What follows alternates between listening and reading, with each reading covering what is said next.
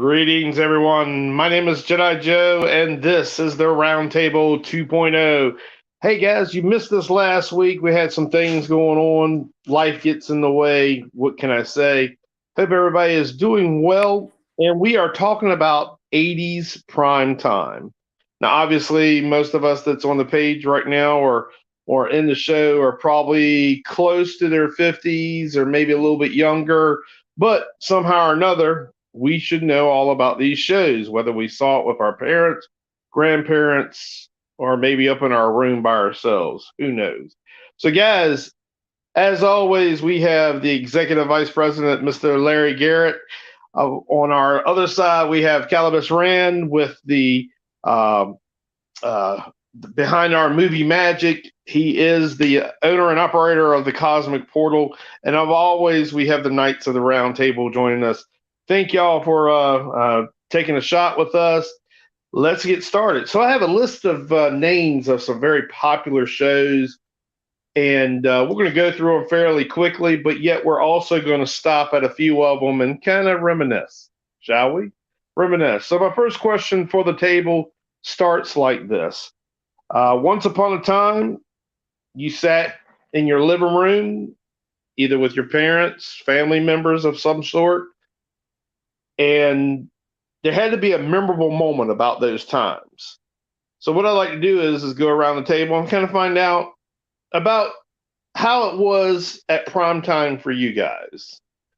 So since I saw Marky Mark at Hampton Comic Con this weekend, it was great seeing you, sir. I would like to start with you. It was also nice seeing you this weekend as well. I guess for the most part, it was just something to do. Like we all sat around, we would laugh at whatever comedy shows were on, especially like Alf or trying to think. When it comes to the '80s, what was on Bosom Buddies? Love that. Love Boat, Fantasy Island. We watched that every weekend. I know at one point I was a little too young to watch Dynasty, but I would sneak up and watch that. So I always enjoyed that show. And it was like Mork and Mindy did a lot of the comedy. So that was pretty much what we did was watch that. And I absolutely love Golden Girls. I've seen every episode probably twice. So that was one of my favorite shows. I still will watch it every now and then, but now I just remember the episodes. But I absolutely love that All right, all right. Excellent. Excuse me. Mr. Brad, how about you, sir? Well, it depended on what night of the week it was, what channel we were on. Because, I lived out in the sticks and we only had the local channels 310, 13, 27, 33. So, depending on what night of the week it was what channel we were on. Monday was CBS to watch MASH and stuff. And Cagney and Lacey and that crap that came on Monday. Tuesday, I don't remember what channel we were watching, but by Thursday, you were on Channel 10 to watch all the NBC comedies, and Friday belonged to ABC. The weekend, you watched Fantasy Island and Love Boat and all that stuff. So, and Sunday, you usually had a movie you were watching. Okay, okay. Starting to sound familiar. Mr. Daly, how you doing, sir? And tell us about a little bit about how you watched your shows when you were growing up. Oh, we watched all kinds of stuff. We watched the reruns of the Star Trek. We watched Star Trek Next Generation. We watched Alf, A Team, Perfect Strangers, Family Matters, Cosby Show, Different World, any number of shows. I could keep going on for hours, so I'll just stop it there for now. Okay. Big L, what you got for us, buddy? Well, I watched some of those shows. The people are listening, but we were more into the A Team and Magnum PI, Airwolf, Knight Rider. We did watch Family Ties. That was a huge one that my parents loved to watch Family Ties. Golden Girls, again, one that we watched. But my dad was more of watching stuff that had some action to it, had a little bit of some blow up scenes, what have you. So, my mom would indulge me and watch them. But we got into watching a lot of the more action packed stuff, including Hill Street Blues. If you guys remember that, that was long before there was NCIS or any of those other cop shows. It was Hill Street Blues that started it all. All right, all right. Not bad, not bad. Sounds some familiar names I hear. Calabas Rand, what you got for us, buddy? Family wise, it was kind of like, like Brad said, we we didn't really watch that much. We didn't have cable until later. But I remember us always together as a family watching Cosby, Family Ties, Cosby. God, I hated MASH because as a young kid, I knew when that show was over, it was time to go to bed. And I hated that, that. And I think the only other thing that we really kind of sat down as a family to watch was 18. Everything else, we all kind of went in our own little rooms with my little black and white TV, and I had to watch that. But A-Team and those two shows, and those other two shows, and of course MASH, when I was littler, were the family thing. But as we got older, we all kind of watched our own stuff. But I remember, like everybody else said, Saturday nights, Love Boat, and fucking Fantasy Island. Very good, very good. Miss Townsend, what was your prime time like? Ooh, let's see. Now, we were an NBC family. So we watched everything that was on NBC. One of my favorites that I grew up watching was Saint Elsewhere. I love the hospital shows. Can't explain why, but I just do. Let's see. If I went to the grandparents' house, that was a fun because it was always on weekends. And I got to watch NWA, the National Wrestling Alliance. And then on Sunday nights was Disney's ABC Family Time. So, because y'all have already taken everything that I used to watch as well. We all watch the same stuff. So. Oh, you're missing Friday night with the Dukes of Hazzard and Yes. Dallas and all of that crap. Because if you went to Nanny's house, that's what you were watching. In the Myers house, it was the Dukes of Hazzard. Big time. No, So, that guys, was the Nanny's house. Are you sure? Yes, I've spent a lot of Friday nights in Nanny's house. So, guys, we've also had some people to kind of chime in. If I'm not mistaken, I saw some names like Rodney, Mr. Simon. If I'm not mistaken, I thought I saw Liz pop in. Of course, we have Waya. And so, guys, we really do appreciate y'all posting up what you got to say. We really do appreciate it. If I don't actually get to all of them, we'll go back to them if we have to. So, guys, my time was pretty much like this. My mom and dad, we sat in the living room. They had to have their drink refreshed. So it was like, Alan, run to the kitchen, fix me up a Diet Pepsi, make sure there's a lot of ice in it. So I'm running, getting that done about 5 or 10 minutes before the show because I had to hear the theme song of my shows. That was my thing. And then, like you said, depending on which night it was, what station it was on, what time it came on, determine what you were doing. And generally, we were all sitting in the living room, which I'm sure we all did. The funny thing is back then, you knew you had to watch that show because you wanted something to talk about the next day at school. If not, you'd be left out. It ain't like today, you stream all of it and then we talk about it in one shot and that's it. You had to wait for the whole week for that next show. Hey, did you see this? Hey, did you see that? Oh, man. And yes, some of the shows that y'all talked about was very, very popular. So we're going to start getting into those right now. So what I'm going to do is I'm actually we're going to play this game, shall we? If it was your cup of tea, give me a thumbs up. If it wasn't your cup of tea, give me a thumbs down. If you just don't know anything about it, just wave your hand. I don't care, whatever. Then, of course, there's going to be a few of them we're going to stop at. We're going to talk about it. All right. So, shall we begin? All right. Here we go. So, the first one on the list is Walker, Texas Ranger. Okay. How about Max Headroom? Oh, no. Yes. Okay. All right. See. Now, here's one of my favorites. I love the theme song. I hear it all the time, and we're going to talk about it. How about The Greatest American Hero? Oh, I got a thumbs down. Oh, I got to find out what's going on here and also find out if we're going to have what I call on the round table a gauntlet. So let's start with Big L since he's showing me the thumbs down.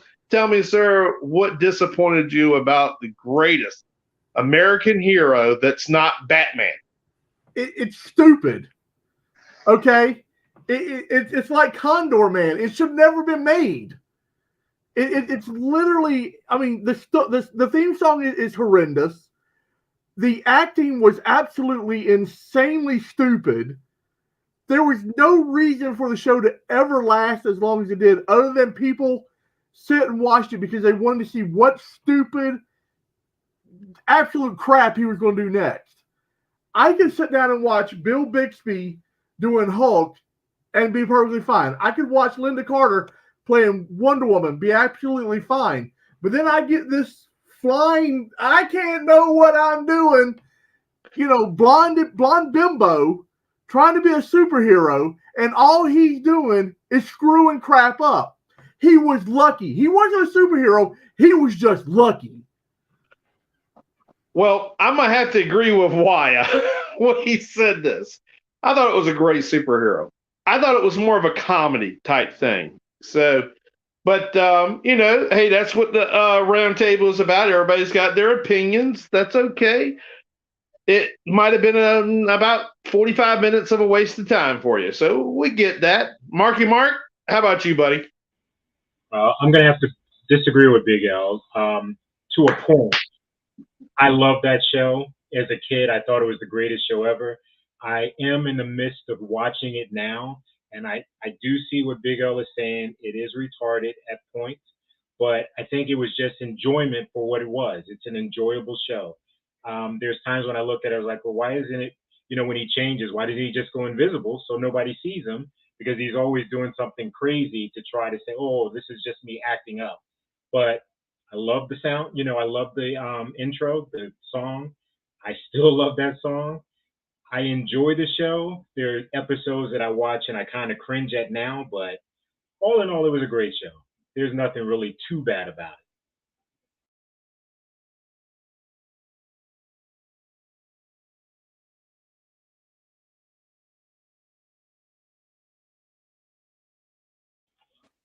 Your mic is off. Please, sir, interject. Mr. Brad, jump on in. Well, the thing about that show was because it was so stupid, my father didn't watch it. And if Dad didn't watch it, I couldn't watch it. Oh, no. Okay. I would have thought that David would have watched that one. Okay. No, he didn't like stupid shows. Okay. Sorry, Uncle David. Mr. Daly, what you got for us, buddy?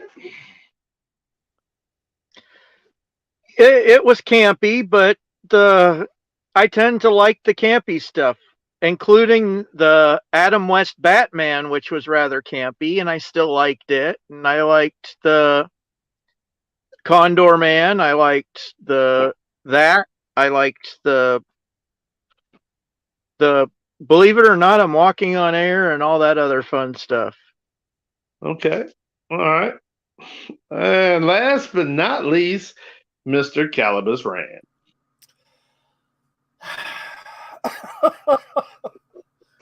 I enjoyed the show.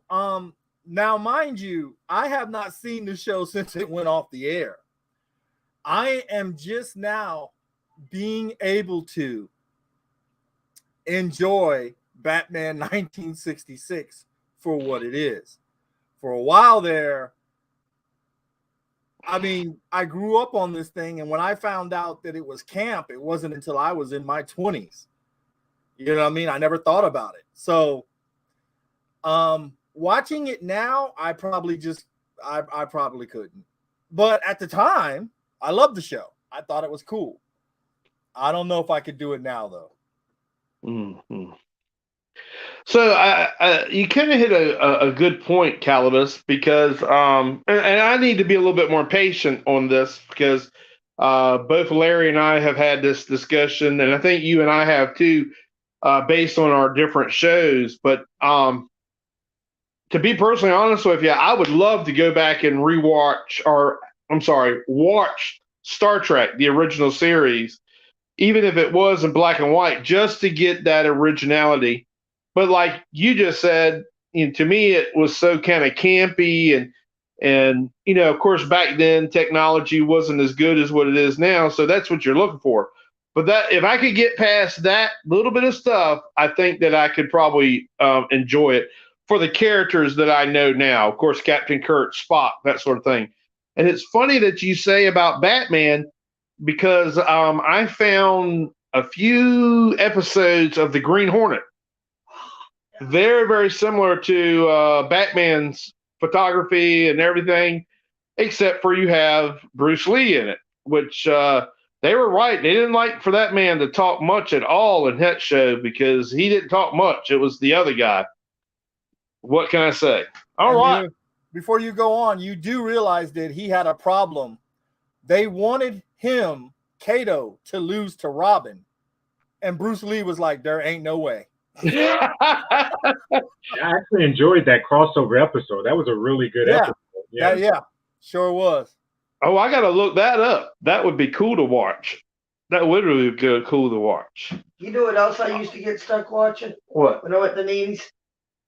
Lawrence Welk and the Ed Sullivan Show in the 80s. Okay. All right, guys.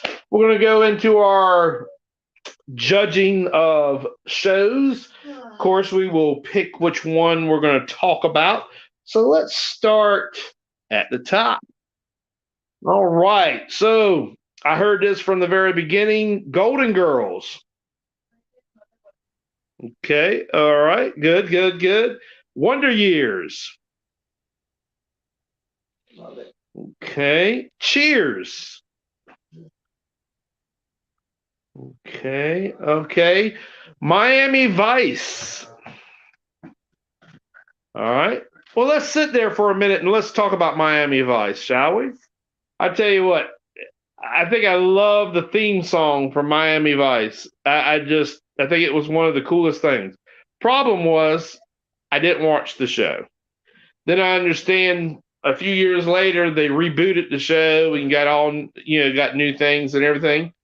So let's talk about Miami Vice and what you liked about it. Chris, let's start with you, please. Everybody liked how they dressed. Everybody thought they were cool. That car. Oh goodness gracious, that car. And then Crockett and Tubbs. They basically went around Florida and Miami, and that was what was considered cool in the 80s. Now, gentlemen, when I was talking about our ages, this may bring back a little bit of a memory for you, but I don't know about y'all, but there was once upon a time where I wanted to have the jacket that I think one of the characters was having. I knew a few people in high school would be wearing them and everything. I don't know if you remember that or if that was a thing for y'all back in the day, but yeah. Be like them. That's for sure. White blazer. Mr. Brad, how about you, sir? Miami Vice. Well, they set the fashion for the time. I'll give you that. One of I found out something interesting about the car. Everybody thought the car was so cool, but the very first Ferrari was fake. It wasn't until Ferrari found out about it and gave them some Ferraris to use on the show that they had a real Ferrari. Okay. Okay. So I believe Simon, if this is Simon, posted, I am a Floridian, that all you need to know that how important this show is to me. So I bet you he has a jacket himself. Just saying. Big L, what you got for us, buddy? And when it comes to Miami Vice, I mean, they set the trend. First of all, they made drug smuggling cool. I'm gonna call it like it is. They made you want to be a criminal because you got to see the glamorous side of what happened. Then you got to see the consequences of it too. You kind of had the trifecta when it came to Miami Vice. You had the good music coming from Phil Collins and Jan Hammer, Kenny Loggins. You had fashion, anything that was known to be fashion from the 80s, they showed on Miami Vice. You had fast cars and fast boats. So, and then you had love interest. And you had a pet alligator. What more could you ask for in a show? You got love interest, you got action, you got criminalization, you have animals, you name it, it's all in that show. It was a show everyone can enjoy, whether you were male, female, or other. It worked. So I think Miami Vice was ahead of its time when it came to a show. When they tried to reboot the movie with Jamie Foxx and Colin Farrell, it was horrible. It's something that should never been made. But the show itself, if they could redo the show now with some of the technology we have, who would remember Thunder in Paradise? That's all I'm going to say. So I was just informed, and I've seen people do this before. So we all have done some sort of cosplaying in some way. So my wife tells me about something that she did in regards to Miami Vice. So I'll let her tell this story. Go ahead. Oh, my dearest cousin, you have no idea what I did when I was younger. I don't know if you knew the story of this one. I had the white blazer, I had the pink shirt and the white pants and the white slip-on shoes. But unfortunately, it took 6 washes of my hair because I decided to do Crisco shortening when I was in 6th grade to try to look like Sonny Crockett. So my mother was pretty angry. I believe in all in your cosplay, but I ain't going to put no Crisco in my hair. Not going to happen. Calibus Rand, what you got for us, buddy? I kind of agree with Big L. They showed you that nightlife of being a drug smuggler with the women, the cash. Yeah, I kind of every week, it wasn't until some of the more serious episodes, like when Sonny lost his memory or they killed Tubbs's family, that it dawned on me that that's not the lifestyle that you should have. So it was just like you said, it was that glamorous, and that soundtrack, that opening soundtrack was nice. Okay. So I'm gonna talk about this series. We've probably brought this up many times before, and I know we got some really big fans here with us. So, Star Trek, Next Generation. Guys, what did it do for you when it came out? I mean, here you are, you had the original series, maybe a movie or two that maybe didn't do as well, and then next thing you know, you get a whole new captain, a whole new ship. Technology is 10 times better than what it is. What was Star Trek Next Generation for you? And I will start back with Calibus Rand. Hated it. I'm going to tell you now, I was in my Monster Maroon with my ship chapter around us, and I'm like, there's a Klingon on the bridge of the Enterprise. Hated that show. Hated it. And then Gene Roddenberry died. And the show started taking off in another direction. which of course was not his direction, but it started making the show a little bit better, sad to say. It started really taking off. They started delving into Klingon culture and a lot of other things. A lot of the social issues that the first Star Trek started doing, they started doing, but it was all deeply involved in sci-fi, so you really didn't question the social issues like today. Like today, it's so in your face. We've got a gay person on our show, and this is the first gay. They didn't do that. They gave you a story, a real story, and you fell in love with the characters. Unfortunately, today is not like that, but Next Generation, they did that stuff first. Well, I mean, Star Trek did it first, but Next Generation really did it really well, and they gave us Klingon culture. So the first 4 seasons, after that, I was really on board with it. All right. I knew that was going to come out of a Star Trek fan. Somehow or another, I knew something was going to come out. Big L, please weigh in. I got to agree with Calibus. I have to, because as a fan of the original show, you have to realize you had no Spock on the bridge. You had a woman doctor. There was no Bones McCoy. There was some, sentient being flying the ship, and again, there was a Klingon on the bridge. It didn't fly. It didn't go. And then you have the very first episode, Encounter at Farpoint, and the kid steps onto the bridge. This snot-nosed little brat who thinks he's God's gift to technology steps onto the bridge, and even the captain's like, "There's no children supposed to be on, my bridge. There's no children supposed to be on the ship at all." And that's the first time we see families on an actual, Starfleet ship. Again, not something people, took to very well.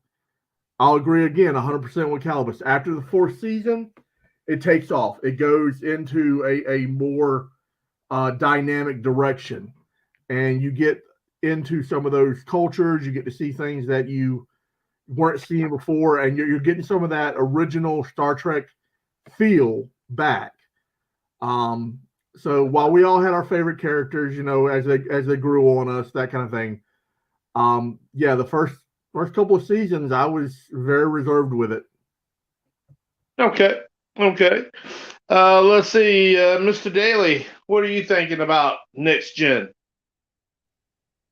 Well, I didn't start watching it till I got back to the United States, because the show started when I was still living in Germany, and they weren't showing that show over there yet. So the only way we saw it was maybe 1 or 2 episodes that somebody had on videotape that they sent over, and that was about it. But as soon as I got back to the States and saw it on TV, I loved it from the get-go. And one of my favorite episodes is Encounter at Farpoint. And I actually liked the first couple seasons as well as the 3rd season on. And I kind of actually identified with Wesley, because I was in the gifted program myself, so I can understand the hate he got, and I liked how fish out of water Worf was at the time until he grew into the being on a Federation ship. So I really liked those 2 characters most from the get-go. Okay. All right. Mr. Brad, how about you, sir? Well, the first thing I saw of Next Generation was on the Star Trek 4 video cassette when we got it, and it was a big commercial for it. About 6 months before the show actually came out. So I didn't want to give it a chance to begin with, and the first 2 seasons didn't do anything to make my thought about the show any better. So you could tell when the show started to get better when you're watching the reruns, because Riker's got a beard once the show starts to pick up. So middle of season 3 began, and from there on, it picks up, but the first 2 seasons, it was almost not worth watching. Okay. All right. Very good. Very good. Mr. Marky Mark, what you got for us, buddy? I guess I'm somewhat in agreement with everybody. I actually did enjoy the first few seasons, and then I kind of gave up on it after probably, I'm going to say maybe season 5. I didn't watch it on a regular basis because I still was trying to compare it to the original. I love the original, and this was far from the original, but there have been some really good episodes that they have. I'm glad they've introduced other characters. I enjoyed when the board came in. Especially when they actually came and took Captain Picard and made him Locutus. That was a great storyline. But for the most part, there was hit or miss with some of the episodes that I wasn't really into, and just because I compared it to the original, so that was my only issue with it. Okay. Okay. Well, I got to say, I I didn't watch a lot of Star Trek Next Gen. There was a few episodes that I was able to encounter myself with. I enjoyed certain characters, like y'all talked about and everything. So it would definitely be something that I would have to probably, like you said, go watch the original and then kind of watch the new Next Gen and then see where we go with it. All right. So moving on, guys. Thumbs up, thumbs down. Let's see which one that we're going to cause problems with. So let's talk about Night Court. Thumbs up, thumbs down. Yes. Okay, good. Now, what about this show where this bad guy, he's got a lot of money, got a lot of land, and a lot of oil, but damn if he keeps coming back and dying and going back. How about Dallas, guys? Oh, we got a no-go. Oh, got one. Okay. All right. JR. All right. How about Family Ties? Okay. All right. Now, here's a good one, guys. Now, this one's, I believe, was Friday night, 8 o'clock, 9 o'clock. The A-Team. Let's talk about the A-Team. It ain't nothing like a great theme song. And not to mention, you see Face Man turns around and sees a Cylon walking past him. He kind of brings his arm up like he's trying to shoot it or think about it. Then you got B.A. Baracus. I mean, it's just a great show. So what I want to hear from you guys is what did you like about it the most? Big L, why don't you start us off, please, sir? Oh man, the A-Team. It was just the show that every kid wanted to see. You had this ragtag bunch of guys who would, they would get called on to help, almost anybody, and they showed up out of a whim, and they could make, pretty much a tank out of any materials. It didn't matter. I mean, if you give them they were the original MacGyvers. You give them a pack of bubble gum, some wire, and a battery, and you've got yourself a fully automated tank that can, stand up to a missile attack. Other than that, I mean, you had Hannibal with his catchphrase, "I love it when a plan comes together." You had Face, who no matter what fight he got into, not in the face, don't hit me in the face. B.A. Baracus, he was the big muscle, but he couldn't get on a plane. They had to drug him to get on a plane. He was afraid of flying. And then you had Murdoch. Good old Murdoch.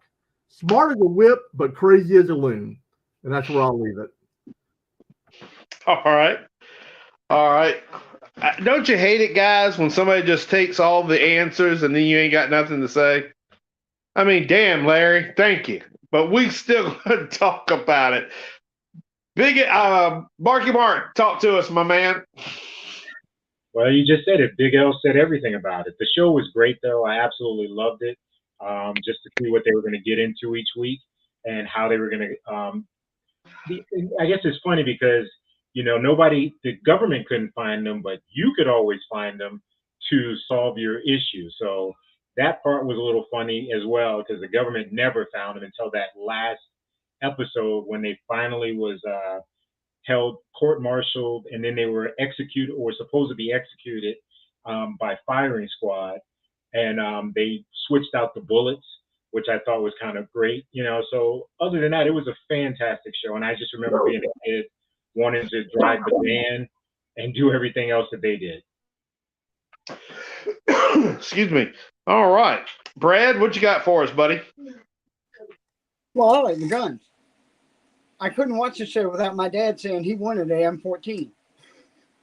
He wanted one of those chrome M14s that they had on the show. So, but they could build anything. They really were the original MacGyver. I mean, they would make a hot air balloon out of lawn chairs, or what did they make one time? They made a ultralight out of a parachute and some pipes. So they could make anything they wanted to make. They could and fly, and Murdoch could fly anything. So they were good. Okay. All right. Good deal. Good deal. Let's see. Mr. Daly, what you got for us, sir? Well, it was a great. They had a great vehicle. They had a great group of people that were rather resourceful. Like you said, a MacGyver. They could pretty much make anything you could think of out of whatever junk was lying around, and they always did what was right. It didn't matter what they could or couldn't.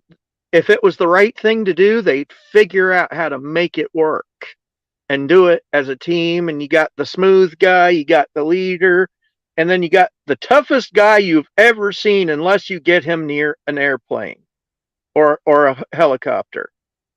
And then you pretty much had to knock him out. And then you had basically the engineer who was also an engineer when he was on Next Gen. Interesting. So Murdoch, what show you put him on, ends up being able to throw together all kinds of stuff. All right. That sounds pretty good. Mr. Calibus Rand, what about you, sir? I had the little A-Team van with all the little figures in it, the 4 guys, the comic book. I was a big fan. I loved it. I thought that, and it wasn't until I watched Family Guy when they started talking about how they would shoot the vans and the cars would flip over and people would walk out unharmed. How crazy that was. But, it was just that, that the 80s was that time where you could do stuff like that and get away with it. We rooted for the good guy, even though they were hunted down by the police for the crimes they didn't commit. It was just that time, like you said, Hannibal with that cigar and drugging B. Every week we wondered how they would do it this time. Would they put it in his milk or, what I mean? It was something to look forward to every week. I pity the fool. All right, guys. There's only one time I know of the BA actually volunteered to get on a plane, and that was when his mother was in trouble. Okay. That was the one episode that he actually got on the plane without being knocked out. Not bad. All right, guys, here we go. We're going to put the foot on the metal here. We're getting ready to haul. How about Hill Street Blues? Thumbs up, thumbs down. Let's go. All right. Alf. Sorry. My grandmother loved it, though.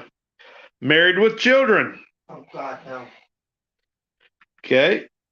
Growing Pains. Mr. Larry, what do you think? How about MacGyver? You a tech guy? This one's kind of nice to me. I enjoyed this one. How about Three's Company? Living with 3 other women? That sounds pretty good. I'm just saying. And had a landlord that thought you were gay? I mean, what the hell? Now, we're going to stop right here because I disappointed one of my Knights of the Round Table. One of the last time we were talking about shows and everything. So we're going to stop the breaks and we're going to talk a little bit about it, guys. We're talking about, if I got it right, a Trans Am. It was black. A guy that actually had changed his identity and then turn around and had this awesome theme song, and I'm talking about Knight Rider. Yes. So, guys, what did Knight Rider do for you? Calibus, why don't you take this one and start us off, please? Well, Michael Knight and Kit. We loved it. I like it when he went up against Goliath and Carr better. Other than that, you know, you had this remote control car chasing down criminals. But when he went up against Carr and Goliath, those were the two shows. I didn't like any of the remakes. You know what I mean? But I mean, secretly, yeah, I wanted that car. I think everybody wanted that car. If it wasn't a Batmobile, it had to be Kit. Hey, it's funny that you said that, because back in the day when the Custom Auto Show would come to Virginia Beach, they had Knight Rider there, and I think it was 1980s Batmobile that was there at the same time. And I had gotten pictures of it. I would have a hard time trying to find it, but oh my God, that was an awesome time. And Yellow Fever from American Graffiti. Yep. Mr. Larry, what you got for us, buddy? Sorry, but I had to find a mute button. Kit, man. I mean, it was that was a car, and Michael Knight. You know, he had his way with women. I guess is the best way you can put it. He was the suave guy that, you know, if you weren't Sonny Crockett, you wanted to be Michael Knight. Now, I will say, you know, a little tidbit of information. There is a video out there. I just recently watched it. You can see some of the scenes. They slow them down and kind of zoom in on Kit, and the driver's side seat, it actually has a window in it, and you can see where the guy is sitting kind of behind the seat, driving Kit through the little, you know, viewfinder window and all that kind of stuff, because he's doing it remotely behind the driver's seat. So if you slow it down, you can see some of the magic they put into that. But overall, I mean, I agree. When he went up against Goliath, he went up against Carr. Those are some of my most memorable episodes. I love those because I want to see. At one time, I really wanted to see Kit just get destroyed, and when he did, and they got it in that '57 Chevy, that was it.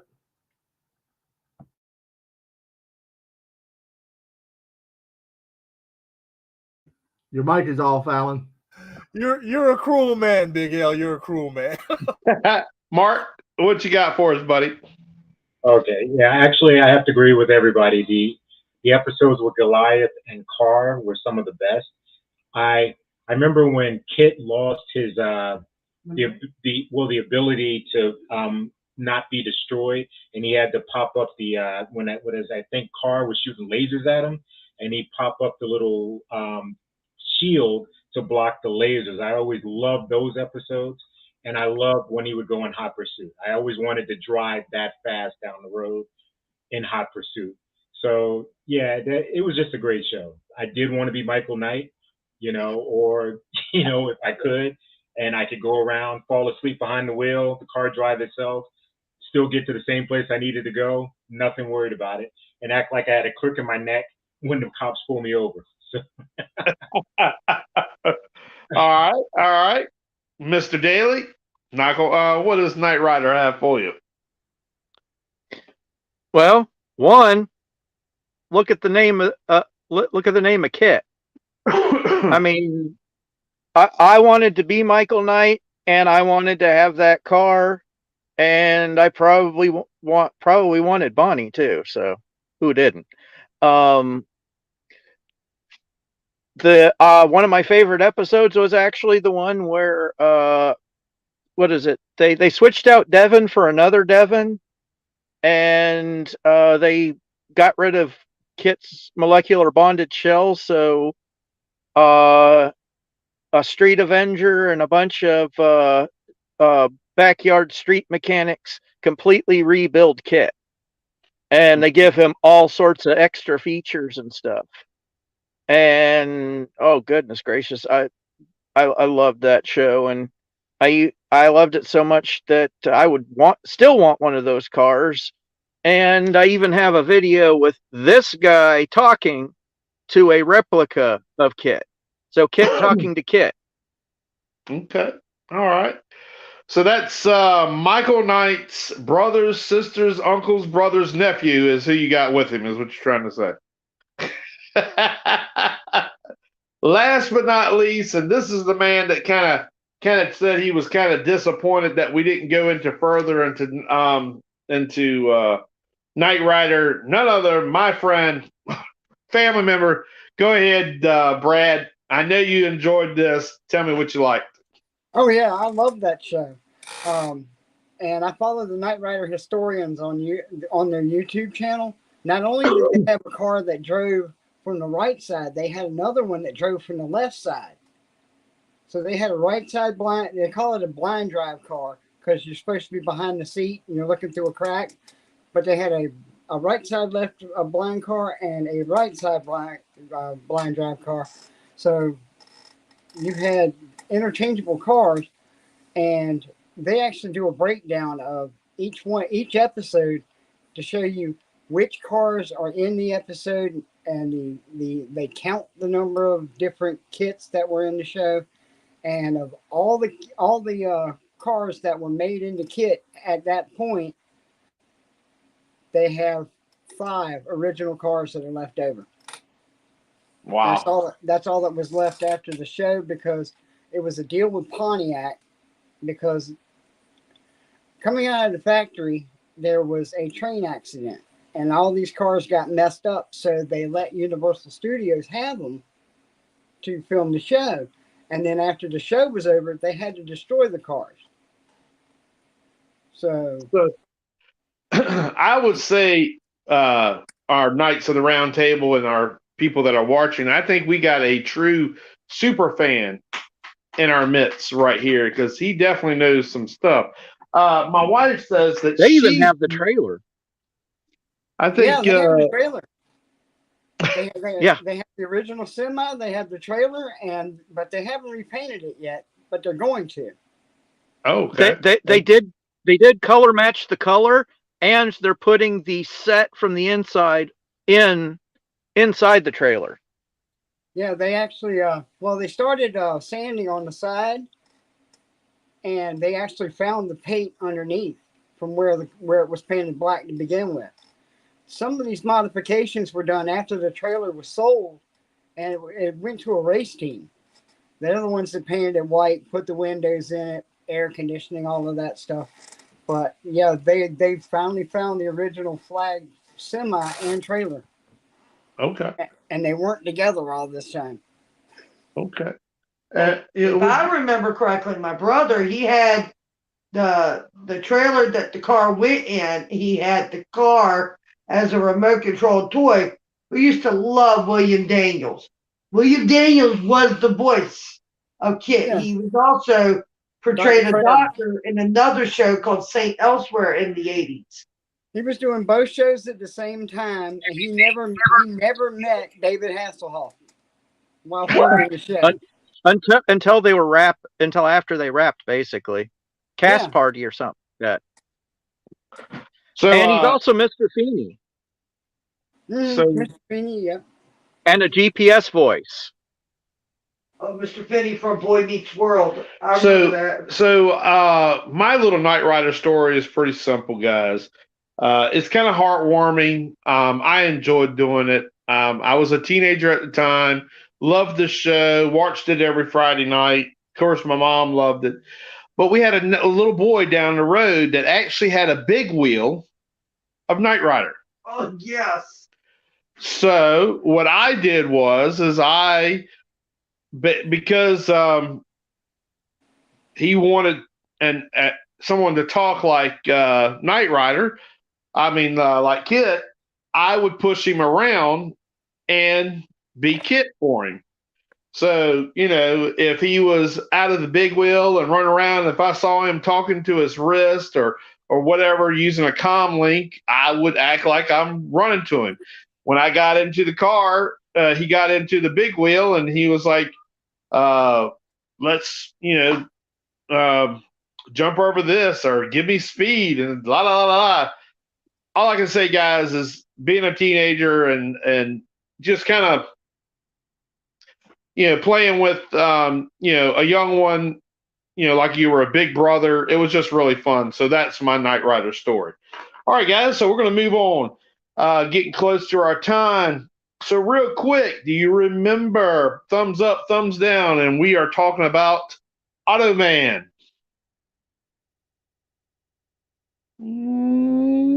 Okay. Buck Rogers. Loved it. Yeah. How about Quantum Leap? Loved it. Thumbs up. All right. How about Street Hawk? My father was a love motorcycle, so Street Hawk was his favorite. All right. Here's a classic. Well, it was in that time zone. How about Twilight Zone? Got a thumbs up there. Battlestar Galactica. Loved it. Okay. Did any of you guys like the reboot version? Thumbs up, thumbs down. I'm kind of in the same boat. All right. Good. I didn't hear that last one. What was that last one? Did you like the reboot version of Battlestar Galactica? Okay. All right, good. This was talked about at the very beginning of the story, and we were saying something about Fantasy Island. The plane. Now, guys, this one right here was my father's favorite. Might be some of your dad's favorite. But when you have a helicopter coming up out of look like a volcano type thing and had this huge weird sound, it was my father's probably next to his best show. Was that Blue Thunder? Is that Blue Thunder? Airwolf. Oh, the Airwolf. Blue Thunder show sucked. Airwolf. All right. How about the Incredible Hulk? Bill Bixby. Mm-hmm. His theme song was one of the greatest, just him talking. It was so good. Let's see here. Alan, real quick, if you love that theme song, just go watch the opening credits to the season finale of She-Hulk. I haven't watched it yet. I gotta watch it. You don't have to watch the series. Just watch the opening scene credits to the last episode. Okay, I'm almost there.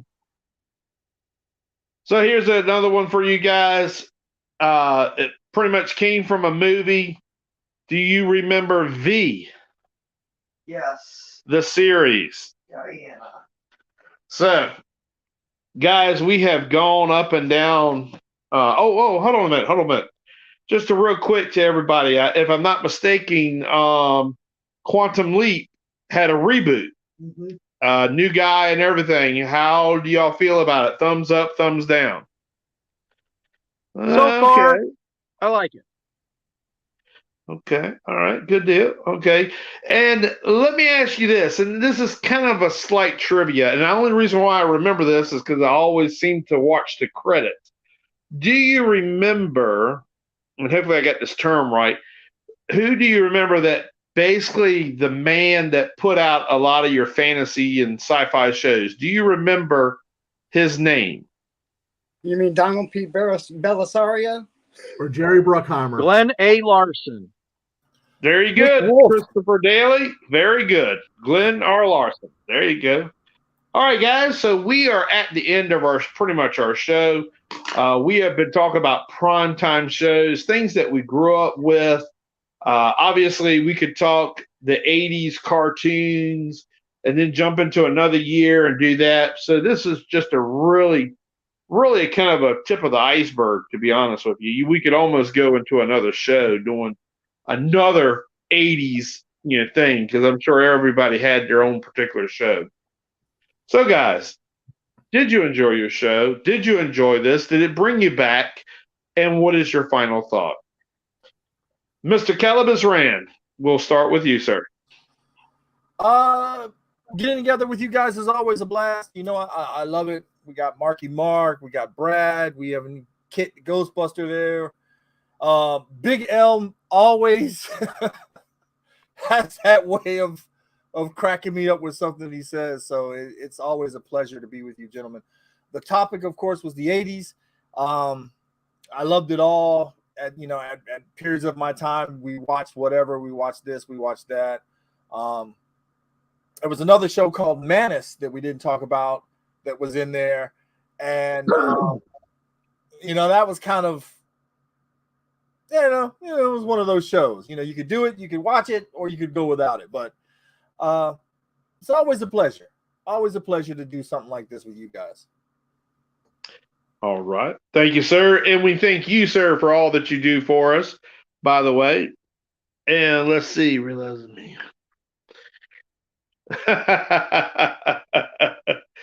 All right. Mr. Mark, what is your final thought on tonight's show, sir? I'm going to have to agree with Calabas. I enjoy spending time with you guys. I love when you guys come up with all of these TV shows that bring back memories. I know, like right now, I have Paramount Plus, so I just recently started watching The Love Boat again. So it brings back nostalgia, seeing the guest stars that they have on the show, what they look like. And, I can remember sitting around, being a kid, watching these shows because you had to watch it that day, or else somebody's going to tell you about it. You wouldn't be able to see it probably till the summer when it was in reruns, because you had no other way of seeing them. So just to be able to go back, look at these shows again, see what they were like, and try to relive that moment when you were a kid and you sat around with your family watching it has always been a joy. So, yeah, I definitely enjoy these type of shows. Excellent. Excellent. Mr. Brad, how about you, sir? Well, as always, good seeing you guys. Good talking to you. We have great discussions. The 80s to me is the pinnacle of television, to be honest. I mean, once you get into the mid to late 90s, you're splitting out into cable, and everybody having cable or satellite, and so your network shows are breaking down. So late 80s, early 90s is the pinnacle for network television to me. I agree with that. Mr. Daly, how about you, sir? It's great. As usual, it's great to get together and talk with you guys. Oh, yeah, there was so much great stuff on in the 80s, from the Misfits of Science, and you had Doogie Howser type shows, you had adventure, you had fantasy, you had the Muppets, you had so many good shows. It was just that all the late 70s up through the early 90s was just masterful. I mean, even the Cosby Show, regardless of what people think of him, the show was loved and beloved by pretty much everybody. That and the Different World and all the spin-offs, and even Roseanne, and a lot of the shows that people just almost forget about now. But it was just such great stuff on there, and I just love getting together and discussing all this stuff every week with you guys. Yes, definitely. Big L, what you got for us tonight, sir? Oh man, this is a great one. I'm glad we touched on this. I really wanted to discuss 80s primetime. A few shows that, again, we didn't get in touch on that I at some point maybe we should. Like Daly said, Misfits of Science, Hudson Hawk, and one of my all-time favorites, Time Tracks. Again, three shows that were great in the 80s. I agree with Brad. The 80s was the the all-time pinnacle for, you know, primetime TV on network television, because there were those of us who did not have cable, couldn't afford cable, so you know, that's what we had to watch. But this was a great one. I enjoyed it so much. I wish to say that, you know, we could see some reboots of some that might be better, but again, you know, with that nostalgia we have, I like how they're doing Quantum Leap, how they're kind of staying true to the theory of Quantum Leap. So I'm hopeful for the series. So right now, I'm not disappointed. If you haven't seen it, I would suggest it. I would definitely say watch it, because I'm not disappointed. As a fan, you wouldn't be disappointed. Excellent. Excellent. So, guys, like has been said before, this was definitely a time in, say, everybody's life, you know, where it was, things were much simpler back then. You know, we didn't have, seem like we had the politics. We didn't have the different stuff trying to invade. All they did was tell a story. And so you could sit down in front of your 19-inch television TV, or you know, your cabinet television. If you had color, you know, great. And it was a simpler time back then. And I think that why we see it as nostalgia, and yet we also go back to it because it was kind of more peaceful, if you might say. The only thing difference between now and then is we can watch our whole entire season as soon as it drops. Back then, it took some time. So, guys, it is time up for us. I'd like to thank everybody that had posted in their remarks, spoke up, and said hello to us. Of course, I'd like to thank the Knights of the Round Table, as always, for being a part. Of course, Mr. Kit, um, our executive vice president, that also does a lot of work behind the scenes, Calibus Rand, the Cosmic Portal. So, guys, we really do appreciate y'all, and we thank y'all for watching us. Stay tuned for other events that's coming up, and thank you for watching.